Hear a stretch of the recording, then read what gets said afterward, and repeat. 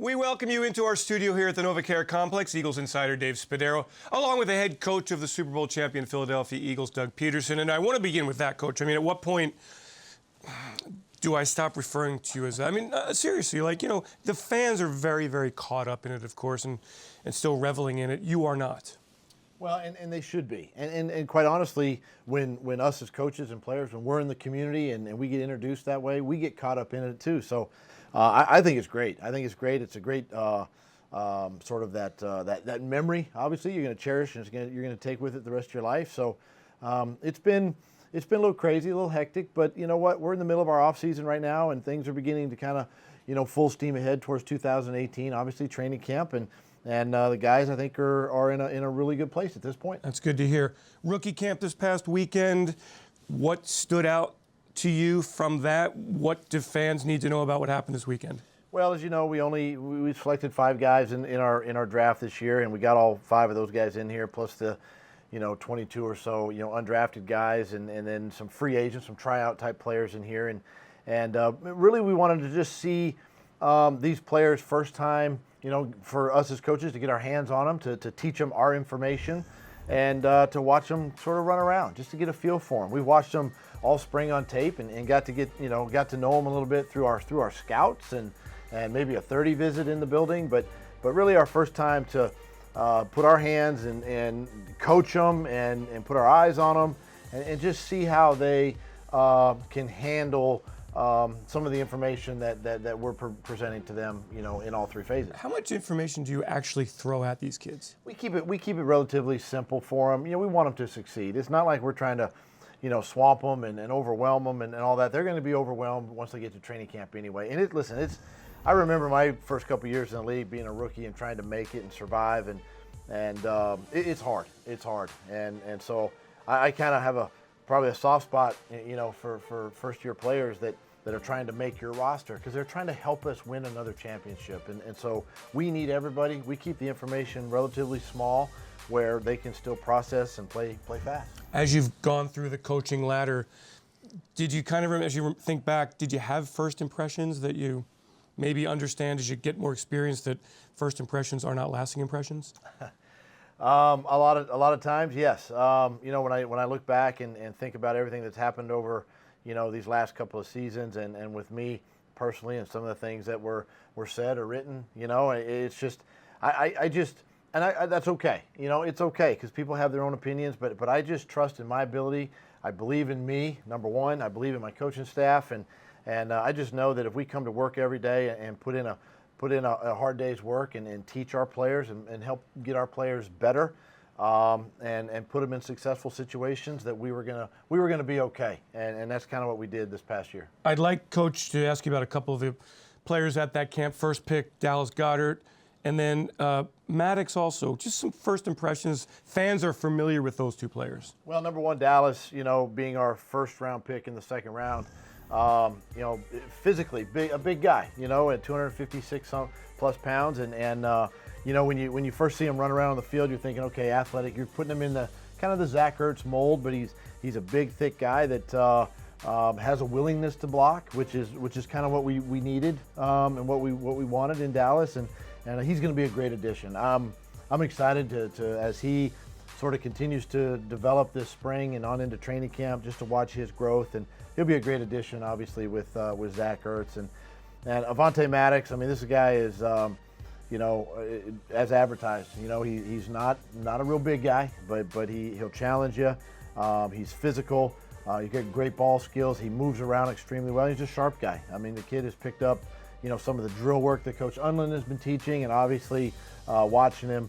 Right now in phase 2, we're not going against the offense or defense yet, but just being able to make calls and see him sort of process the information on defense, he's going to be another one that's going to be a big addition for us. There was a feel-good story from this camp. A local player, Tim Wilson, wide receiver, Radnor High School, East Stroudsburg University, a tryout player who gets a contract, Coach. And what did he do to impress you? And kind of how cool was it to deliver that news to somebody? Well, first of all, it goes back to the first meeting I met with these guys, a week ago on Thursday, and basically I told them, I says, listen, I was an undrafted free agent. I spent 14 years in the National Football League, and anything is possible. Just come to work every day and do your job, and that's exactly what he did. And he flashed for us during the rookie mini camp, and really did some nice things. Not only as a receiver, but potentially as a returner, and really kind of gives us some depth at that slot receiver position is where he'll primarily play. And he deserved an opportunity to come to training camp, and looking forward to watching him work some more. So what happens next with this rookie group? They stay at the NovaCare complex, right? So Monday, May 14th was our first day of the offseason for the rookies. It's the first day league-wide that the rookie program began, and so now we just transitioned from rookie minicamp right into our normal routine. They get to mix with the veterans. They get to see how the veterans practice and prepare and lift weights and run, and it's a great teaching and learning lesson for them. But we continue to throw them in there and give them time and give them reps this entire off season. But now they're in with the masses as we continue on through off season. Coach, last year you implemented a program, team building exercise. It's not the hardcore, I'm going to beat you in this. It was more designed to build chemistry with tug of war and whatever silly things, along with weightlifting and competition agility drills. First of all, are you doing that again this year? We are. We're creating competition within our individual work on the football field and also in the weight room. So we're continuing that same thing. And why? I just think it just builds, as you said, it builds chemistry, number one, within your position group, say the linebackers. It builds strength in numbers. It builds a family bond. It builds that brotherhood. Because you know what? You get into December and January, and of course for us in February last year, these are the times you're going to rely on moments like this with your teammates. You know, when you go to battle and go to war, and you can remember those times back in April and May and June when you're competing and it's hot and you're making each other better. And you know, we all say iron sharpens iron, right? But this is exactly why we do it, and we want it to pay off, and it really has, especially last year. And so last year the rewards were first row parking in the NovaCare complex parking lot, T-shirts, and then the opportunity to be a DJ in the weight room. Are those still? Those are still stakes still are high, awards. aren't Those they? stakes are pretty high. I mean, players, especially the DJ one. I mean, Yeah. players take pride in their music, and from time to time, I gotta kind of curb the enthusiasm a little bit with some of the lyrics. But no, it's great fun for them. They enjoy it. They embrace it. And then we get to show a little highlight video of their hard work, and they're doing a great job.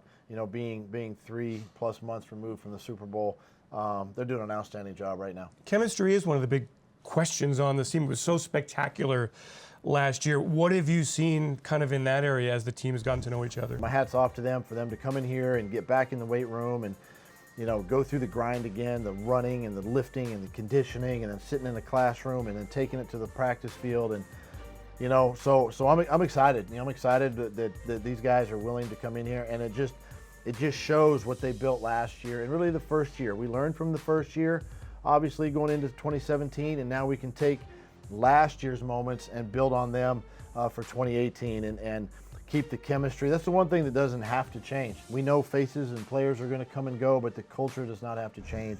We can just enhance it. Next up, organized team activities next week.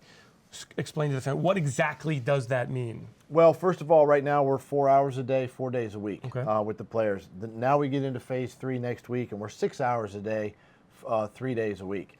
And then the fourth day is back to 4 hours because it's a non-OTA. It's a phase 2 rule. So 1 day of 4 hours, 3 days of 6 hours. And now we can actually go on the field, compete offense versus defense, have more of a practice session, not real long. Just take what we've done in phase 2 and put it together in phase 3.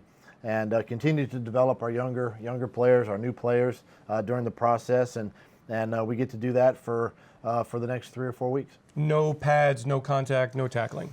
Nothing physical. Right. We wear helmets to protect the head, obviously. No shoulder pads or pants, anything of that nature. We try to eliminate the contact the best we can and make sure that we're protecting our players.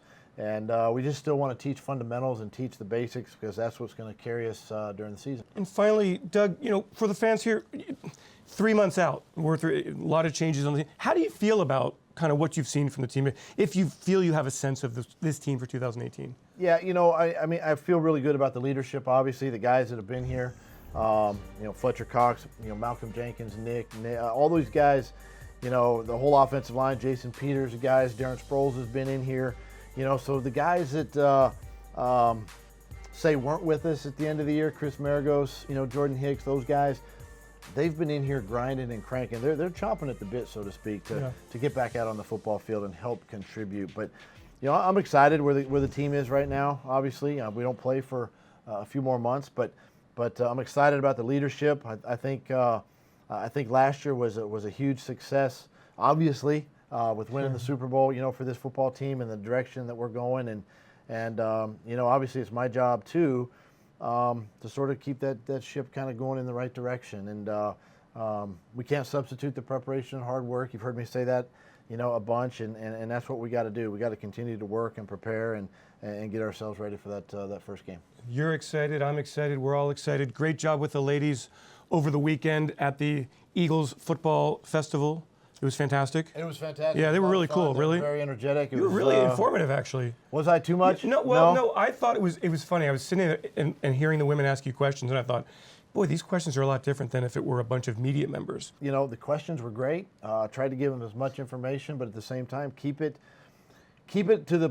And really, I basically did it as an installation. Yeah. You know, where they could understand it, and hopefully they. I think they did. Could understand. I mean, I understood it. They understood it. 1,600 women sold out in a week.